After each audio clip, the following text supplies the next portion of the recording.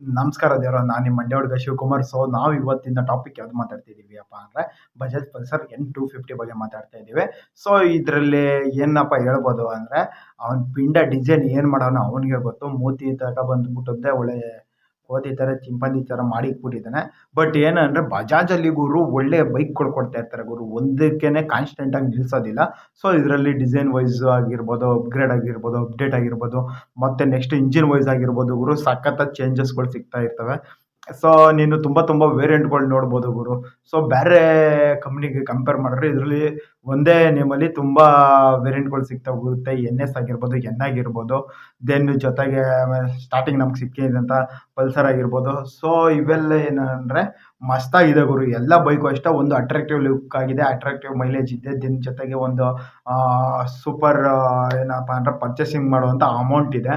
So ಒಂದು ರೇಂಜಿಗೆ ಮಸ್ತ್ ಇದೆ ಗುರು ಗಾಡಿ. ಏನಂದರೆ ಇವ್ರು ಏನಂದರೆ ಟೈಮಿಗೆ ಸರಿಯಾಗಿ ಕಾಲಕ್ಕೆ ತಕ್ಕನಾಗಿ ಅಪ್ಡೇಟ್ ಮಾಡ್ಕೊಂಡು ಹೋಗ್ತಾ ಇದ್ದಾರೆ. ಸೊ ಹಂಗಾಗಿ ಬೈ ಮಾಡೋರ್ಗು ಅಷ್ಟೇ ಜನಗಳ ಅನಿಸಿಕೆ ಲೈಕ್ ಯಾವ ಥರ ಇರುತ್ತೆ ಕಂಪ್ನಿ ಆ ಥರ ಡಿಸೈನಿಂಗ್ ಮಾಡ್ತಾ ಇದೆ. ಸೊ ಅದಕ್ಕೂ ಒಂದು ಆ್ಯಡ್ಸಪ್ ಮಾಡಬೇಕು ಇಂಜಿನಿಯರ್ಗಳಿಗೆ, ಡಿಸೈನರ್ಗಳಿಗೆ.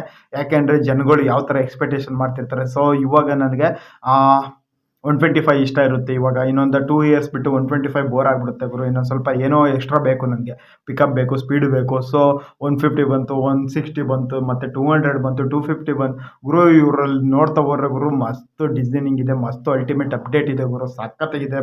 ಪಲ್ಸರ್ ಬಗ್ಗೆ ಅಂತೂ ಮಾತಾಡ್ತಾ ಹೋದ್ರಂತೂ ಮುಗಿಯೋದೇ ಇಲ್ಲ. ದೆನ್ ಜೊತೆಗೆ ಏನಪ್ಪ ಅಂದರೆ ಬಜಾಜ್ ಅವ್ರ ಬಗ್ಗೆ ನೋಡ್ತಾ ಹೋದ್ರೂ ಅಷ್ಟೇ, ಕಾಲಕ್ಕೆ ತಕ್ಕನಾಗಿ ಮಳೆ ಬೆಳೆ ಹೆಂಗಾಗುತ್ತೋ ಹಂಗೇನೆ ಇವರು ಕೂಡ ಜನಗಳಿಗೆ ಇಷ್ಟ ಆಗೋ ಥರ ಲುಕ್ಕಲ್ಲಿ, ಅಟ್ರಾಕ್ಷನಲ್ಲಿ ಸೊ ಅಪ್ಡೇಟ್ ಮಾಡ್ಕೊತ ತುಂಬ ಏನೇನು ಬೇಕು, ನಾವಿಗ್ನೇಷನ್ ಆಗಿರ್ಬೋದು, ಡಿಜಿಟಲ್ ಇಲ್ಲಾಂದರೆ ಅನಲಾಗ್, ಯಾವ್ದು ಬೇಕು ಗುರು ನಿನಗೆ, ಯಾವ ಡಿಸೈನ್ ಬೇಕು, ಯಾವ ಇದು ಬೇಕೋ ಅದರಲ್ಲೇ ತುಂಬ್ತಾ ಇರ್ತಾರೆ. ಸೊ ಇವ್ರು ಏನಂದ್ರೆ ಗುರು ಜನಗಳನ್ನ ಕ್ಲೀನಾಗಿ ಅರ್ದು ಕುಡಿದ್ಬಿಟ್ಟಿದ್ದಾರೆ. ಸೊ ನೆಕ್ಸ್ಟು ಬರೋ ಫ್ಯೂಚರ್ಸ್ಗಳಲ್ಲಿ ಯಾವ ಥರ ಲೈಕ್ ಮಾಡ್ತಾರೆ ಅನ್ನೋದನ್ನು ಇವರು ಅವ್ರಿಗಿನ್ನ ಇವರೇ ಜಾಸ್ತಿ ತಿಳ್ಕೊಂಡು ಡಿಸೈನ್ ಮಾಡ್ತಾರೆ. ಸೊ ಹಂಗಾಗಿ ತುಂಬ ಮಾರ್ಕೆಟಿಂಗ್ ಅವಳಿ ಮಾಡ್ತಾ ಇದೆ ಬಜಾಜು. ಸೊ ಇವಾಗ ನಾವು ಮಾತಾಡ್ತಾ ಹೋಗ್ತಿರೋದು ಬಂದ್ಬಿಟ್ಟಿದೆ N250 ಬಗ್ಗೆ. ಸೊ N250 ಬಗ್ಗೆ ಮಾತಾಡ್ತಾ ಇದ್ದೀವಿ. ಇದರಲ್ಲಿ ಬಂದ್ಬಿಟ್ಟಿದೆ ತುಂಬ ವೇರಿಯಂಟ್ಗಳು ಸಿಗ್ತಾ ಹೋಗುತ್ತೆ ನಮಗೆ. N150ಲೂ ಸಿಗುತ್ತೆ, N160ಲೂ ಸಿಗುತ್ತೆ, ಆಫ್ಟರ್ N250ಲೂ ಸಿಗ್ತಾ ಹೋಗುತ್ತೆ. ನಾವು ಜನರಲಾಗಿ ಸ್ಟಾರ್ಟಿಂಗ್ ಇನ್ನು ನೋಡ್ಕೊಂಬಂದಿದ್ದು ಯಾವುದಪ್ಪ ಅಂದರೆ NS200 ತುಂಬ ಅಪರಿಚಿತ ಅನ್ನೋಂಗೆ. ಸೊ ಬಾಯಿಲಿ ಯಾವಾಗಲೂ ಪರಿಚಿತ, ಅದು ಯಾವಾಗಲೂ ಬಾಯಿಲೇ ಇರೋದು ನೇಮು. ಆಫ್ಟರ್ ಅದಕ್ಕೆ ಒಂದು ಸ್ವಲ್ಪ ಕಡಿಮೆ ಆಗಲಿ ಅಂದ್ಬಿಟ್ಟಿದೆ 160 ಬಂತು NS. ಆಫ್ಟರ್ ಇನ್ನೂ ಒಂದು ಸ್ವಲ್ಪ ಬಜೆಟ್ ಕಡಿಮೆ ಫ್ರೆಂಡ್ಲಿ ಸಿಗಲಿ ಅಂದ್ಬಿಟ್ಟಿದೆ NS125 ಬಂತು. So after next ಬಂದಂತವೇನೆ N250, N160 ಬಂತು, N150 ಬಂದಿದೆ. ಸೊ N150 ಮಸ್ತಾಗಿದೆ ಗುರು, ಅದ್ರ ಬಗ್ಗೆ ಅಂತೂ ಒಂದು ವಿಡಿಯೋ ಕೊಡಬೇಕು. ಸೊ ಟೈಮ್ಗೋಸ್ಕರ ಕಾಯ್ತಾ ಇದ್ದೀನಿ, ಕೊಡ್ತೀನಿ ನೆಕ್ಸ್ಟ್ ಅದನ್ನು. ಸೊ ಇವಾಗ ನಾವು NS250 ಬಗ್ಗೆ ಮಾತಾಡ್ತಾ ಹೋಗೋಣ. ಇದು ಬಂದ್ಬಿಟ್ಟಿದ್ದೆ ಡ್ಯುಯಲ್ ಚಾನಲ್ ABS ನಾವು ಮಾತಾಡ್ತಿರೋ ಬೈಕು. ಇದರಲ್ಲಿ ಬಂದ್ಬಿಟ್ಟಿದ್ದೆ 1,78,700 ಸಮಥಿಂಗಲ್ಲಿ ನಮಗೆ ಇದನ್ನು ಬೈ ಮಾಡ್ಬೋದು, ಆನ್ ರೋಡ್ ಪ್ರೈಸ್ ಸಿಗುತ್ತೆ. ದೆನ್ ಜೊತೆಗೆ ಏನಂದರೆ ಇದು 250cc ಇಷ್ಟು ಕಡಿಮೆ ಸಿಕ್ಕಿದೆ ಅಂತ ಹೇಳ್ಬೋದು ಅಮೌಂಟು. ಒಂದು ರೇಂಜಿಗೆ ಓಕೆ. ಏನಂದರೆ GST ಕಡಿಮೆ ಇರೋದ್ರಿಂದ ಆರಾಮಾಗಿ 70,000 80,000 ನಮಗೆ ಕಡಿಮೆನೇ ಸಿಕ್ಕಿದೆ.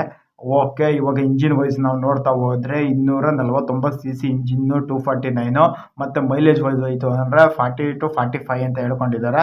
ಸೊ 40-45 ಬರುತ್ತೆ ಗುರು, ಜನರಲ್ಲಾಗಿ ನಾನು ಕೇಳಿರೋ ಪ್ರಕಾರ ಬರುತ್ತೆ ಅಂತಲೂ ಹೇಳಿದ್ದಾರೆ. ಸೊ ಜೊತೆಗೆ ಏನಂದರೆ ಈ ಬೈಕ್ ಯಾರು ನೀವು ಬೈ ಮಾಡಿ ಯೂಸ್ ಮಾಡ್ತಿದ್ರಿ ಅಂದರೆ ಪ್ರೆಸೆಂಟ್ ಮೈಲೇಜ್ ಏನು ಬರ್ತಿದೆ ಅಂತ ಹೇಳಿ ಕಮೆಂಟ್ ಮಾಡಿ.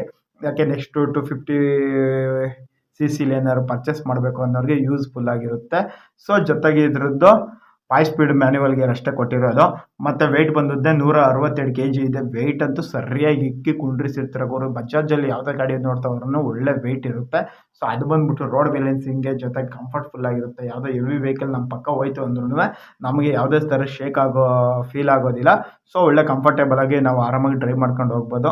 ಸೊ ಮತ್ತು ಫ್ಯೂಯಲ್ ಟ್ಯಾಂಕ್ ಇದರಲ್ಲಿ ಬಂದ್ಬಿಟ್ಟು 14 ಲೀಟರ್ ಫ್ಯೂಯಲ್ ಟ್ಯಾಂಕ್ ಇದೆ. ಸೀಟ್ ಹೈಟ್ ಬಂದ್ಬಿಟ್ಟಿದೆ 795 mm ಇದೆ.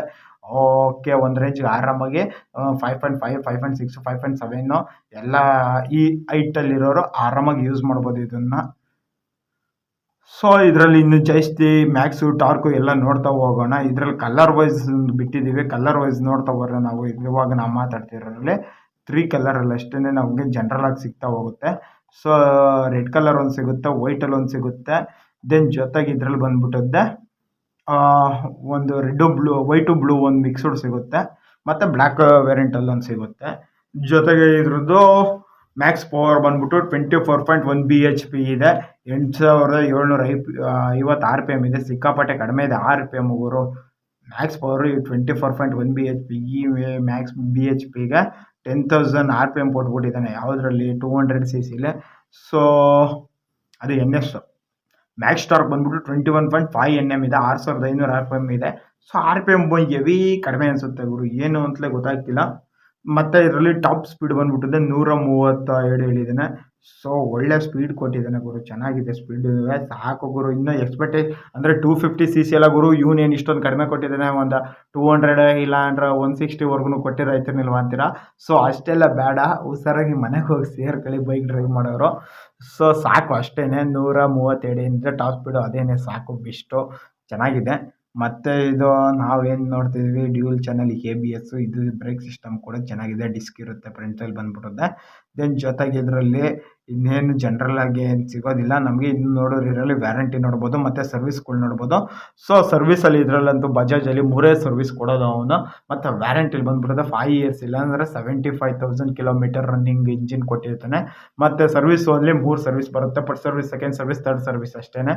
ಸೊ ಅವ್ನು ನೋಡ್ತಾ ಹೋಗೋಣ ಎಷ್ಟೆಷ್ಟು ಮಾಡಿಸ್ಬೇಕು ಅನ್ನೋದನ್ನು. ಸೊ ಫಸ್ಟ್ ಸರ್ವಿಸ್ ಬಂದ್ಬಿಟ್ಟು 500 ಇಂದ 750 ಕಿಲೋಮೀಟರ್, ಇಲ್ಲ ಅಂದರೆ 3 ಇಂದ 45 days ಒಳಗಡೆ, 30 to 45 days. ಸೆಕೆಂಡ್ ಸರ್ವಿಸ್ ಬಂದ್ಬಿಟ್ಟಿದೆ 4500 ಇಂದ 5000, ಅಂದರೆ 240 days ಒಳಗಡೆ. ಥರ್ಡ್ ಸರ್ವಿಸ್ ಬಂದ್ಬಿಟ್ಟು 9500 ಇಂದ 10,000 ಕಿಲೋಮೀಟರ್, ಇಲ್ಲಾಂದರೆ 360 days ಒಳಗಡೆ. ಇಷ್ಟರ ಒಳಗಡೆ ಈ ಸರ್ವಿಸ್ಗಳನ್ನ ಮುಗಿಸ್ಕೋಬೇಕು. ಮತ್ತು ಇದರಲ್ಲಿ ಡಿಸ್ಪ್ಲೇ ಬಂದ್ಬಿಟ್ಟಿದೆ ಡಿಜಿಟಲಿ LCDನೇ ಇದೆ. ಜೊತೆಗೆ LED ಲೈಟ್ ಸಿಗುತ್ತೆ ನಮಗೆ. ಮುಂದೆಗಡೆ ಒಂದು ಕೋತಿ ಥರ ಕೊಟ್ಟಿದ್ದಾನಲ್ಲ, ಅದೇನೇ LED, ಚೆನ್ನಾಗಿದೆ. ಅದನ್ನು ಒಂದು ಸ್ಟಾರ್ಟಿಂಗ್ ಬಿಟ್ಟಾಗ ಹಂಗೆ ಅನ್ಸೋದು, ಯಾವ ಗುರುನು ಹಾಳು ಮಾಡ್ಬಿಟ್ನಲ್ಲ, ತಗೊಂಡ್ಬಿಡ್ತು ಗಾಡಿನ ಅಂತ. ಸೊ ಆಫ್ಟರ್ ಏನು ಅಂದರೆ ಏನಂತ ನೋಡ್ತಾ ಅಟ್ರಾಕ್ಟಿವ್ ಆಗ್ತು ಗುರು, ಚೆನ್ನಾಗಿದೆ ಗುರು ಗಾಡಿ, ಒಂದು ರೇಂಜಿಗೆ ಚೆನ್ನಾಗಿದೆ. ನಂದು ಸ್ಟಾರ್ಟಿಂಗು ಇದನ್ನು NS 200 ಕಂಪೇರ್ ಮಾಡ್ಕೊಂಡು ಏನು ಗುರು NS 200 ಆ ರೇಂಜಿಗೆ ಮಸ್ತಾಗಿತ್ತು, ಇದು ಯಾವುದೋ ಈ ಥರ ಹಿಂಗೆ ಬಿಟ್ಬಿಟ್ನಲ್ಲ ಅನ್ನಿಸ್ತಾಯಿತ್ತು. ಸೊ ಈ ಚೆನ್ನಾಗಿದೆ ಗುರು ಗಾಡಿ ಅಂತೂ. ಒಂದು ಸಲ ಡ್ರೈವ್ ಮಾಡಿ ನೋಡಿ, ಪಕ್ಕ ತಗೊಳ್ತೀರಾ, ಬೈ ಮಾಡ್ತೀರಾ. ಏನಕ್ಕೆ ಅಂದರೆ ಒಳ್ಳೆ ಕಂಫರ್ಟೇಬಲ್ ಆಗಿದೆ ಗಾಡಿ, ಅಷ್ಟೇ. ಪಿಕಪ್ಪು ಕೂಡ ಚೆನ್ನಾಗಿದೆ, ಸಖತ್ತಾಗಿ ನುಗ್ಗುತ್ತೆ, ಅಲ್ಟಿಮೇಟ್ ಆಗಿದೆ. ಸೊ ಜೊತೆಗೆ ಸರ್ವಿಸ್ ವೈಸ್ ಹೋಯಿತು ಅಂದರೆ ಸರ್ವಿಸ್ ಚಾರ್ಜು ಅಷ್ಟೇ 3,500 ಸಮಥಿಂಗಲ್ಲೇ ಕ್ಲಿಯರ್ ಆಗ್ತಾ ಹೋಗುತ್ತೆ. ಮೇಂಟೈನ್ ಮಾಡ್ಬೋದು ಗುರು. ಇಷ್ಟು ಸರ್ವಿಸ್ ಚಾರ್ಜ್ ಬಂತು ಅಂದರೆ ಆರಾಮಾಗಿ ಕಂಫರ್ಟೇಬಲಾಗಿ ಮೇಂಟೈನ್ ಮಾಡ್ಬೋದು. ಬಟ್ ಗಾಡಿನೂ ಅಷ್ಟೇ, ಡಿಸೈನ್ ವೈಸ್, ಲುಕ್ ವೈಸ್ ಎಲ್ಲ ಮಸ್ತಾಗಿದೆ. ಸೊ ಬಜೆಟ್ ಓಕೆ, ಒಂದು ರೇಂಜ್ ಫ್ರೆಂಡ್ಲಿ ಬಜೆಟ್ ಇದೆ ಗುರು. ಸೊ 250cc ಅಂದರೆ ಅಮ್ಮಮ್ಮ ಅಂದರೆ 2 lakh ಮ್ಯಾಲೆ ಇಕ್ತಾನೆ ಅನ್ಕೋಬೋದಿತ್ತು. ಬಟ್ ನಮಗೆ ಇದು 1,77,000-78,000 ಸಮಥಿಂಗೆಲ್ಲ ಸಿಗುತ್ತೆ. ಸೊ ಬೈ ಮಾಡೋಕ್ಕೂ ಅಷ್ಟೊಂದು ರಿಸ್ಕು ಅನ್ಸೋದಿಲ್ಲ ನನಗೆ. ಈಗ CC ಜಾಸ್ತಿ ಬೇಕು ಅನ್ನೋ ವೆಹಿಕಲ್ ಏನಾರ ಎಕ್ಸ್ಪೆಕ್ಟೇಷನ್ ಇಕ್ಕೊಂಡು ನೀವು ಸರ್ಚ್ ಮಾಡ್ತೀರಿ ಅಂದರೆ ಈ ಬೈಕ್ನ ತುಂಬ ಕಡಿಮೆ ಬಜೆಟಲ್ಲಿ, ಒಂದು ಫ್ರೆಂಡ್ಲಿ ಬಜೆಟಲ್ಲಿ ಆರಾಮಾಗಿ ಬೈ ಮಾಡ್ಕೊಳ್ಬೋದು. ಬಟ್ ಏನು ಅಂದರೆ ಈ ಬಟ್ಗಿಟ್ ಏನಿಲ್ಲ ಗುರು, ಚೆನ್ನಾಗಿದೆ ಗಾಡಿ, ಹೋಗಿ ನೋಡಿ, ಇಷ್ಟ ಆಯಿತು ಅಂದರೆ ಬೈ ಮಾಡಿ. ಸೊ ಇದರಲ್ಲಿ ಪ್ರೆಸೆಂಟ್ ಯೂಸ್ ಮಾಡ್ತಿರೋರು ಮೈಲೇಜ್ ವೈಸ್ ಏನಿದೆ ಮತ್ತು ಸರ್ವಿಸ್ ಚಾರ್ಜ್ ಏನಿದೆ ಅನ್ನೋದನ್ನ ಕಮೆಂಟ್ ಮುಖಾಂತರ ತಿಳಿಸಿ. ನೆಕ್ಸ್ಟು ಫ್ಯೂಚರಲ್ಲಿ ಇಲ್ಲಾಂದ್ರೆ ನೆಕ್ಸ್ಟ್ ಬೈ ಮಾಡಬೇಕು ಅನ್ನೋರಿಗೆ ಬೈ ಮಾಡ್ಬೋದಾ ಬೇಡವಾ ಅನ್ನೋದನ್ನು ನೀವೇ ಕಮೆಂಟ್ ಮುಖಾಂತರ ಹೇಳಿ. ಯಾಕೆಂದರೆ ಇವಾಗ ಯೂಸ್ ಮಾಡ್ತಿರೋದ್ರಿಂದ ನಿಮಗೆ ಗೊತ್ತಿರುತ್ತೆ ಗುರು ಇದ್ರ ಸವಾಸ ಬೇಡ, ಗುರು ಓಕೆ ತಗೋಬೋದು ಅನ್ನೋದು ಏನೇ ಇದ್ರೂ ಕಮೆಂಟ್ ಮುಖಾಂತರ ಹೇಳ್ತಾ ಹೋಗಿ. ಸೊ ಜೊತೆಗೆ ಈ ವಿಡಿಯೋ ಇಷ್ಟ ಆಗಿರೋ ಲೈಕ್ ಮಾಡಿ, ಸಬ್ಸ್ಕ್ರೈಬ್ ಮಾಡಿ, ಕಮೆಂಟ್ ಮಾಡೋದು ಮರೆಯಬೇಡಿ ಈ ವಿಡಿಯೋ ಹೆಂಗಿತ್ತು ಅಂತ. ಸೊ ನೆಕ್ಸ್ಟ್ ಯಾವ್ದಾದ್ರು ವಿಡಿಯೋ ಬೇಕಿತ್ತು ಅಂದರೆ ಕಮೆಂಟ್ ಮುಖಾಂತರ ಹೇಳಿ, ನಾವು ವಿಡಿಯೋ ಮಾಡ್ಕೊಡ್ತೀನಿ. ಮತ್ತು ನೆಕ್ಸ್ಟ್ ಸಿಗೋಣ. Okay, thank you so much watching for this video. Thank you, bye. So next video ಬಂದ್ಬಿಟ್ಟಿದೆ ಗುರು NS 200 ಮತ್ತು N250ನೇ ಕಂಪ್ಯಾರಿಸನ್ ಕೊಡ್ತೀನಿ ಗುರು. ಯಾಕೆ ಅಂದರೆ ನಮ್ಮದು ಅಟ್ರಾಕ್ಟಿವ್ ಲುಕ್ಕು, ಪವರು, ಟಾರ್ಕು ಎಲ್ಲ ನೋಡ್ತಾ ಹೋದ್ವಿ ಅಂದರೆ ನಾವು ಗುರು NS 200 ಇದಕ್ಕಿಂತ ಜಾಸ್ತಿ ಬರುತ್ತೆ. ಬಟ್ ಇದರಲ್ಲಿ CC ಜಾಸ್ತಿ ಇದೆ, ಆದ್ರೂ ಮ್ಯಾಕ್ಸ್ ಟಾರ್ಕು, ಮ್ಯಾಕ್ಸ್ ಪವರ್ ಕಡಿಮೆ ಇದೆ.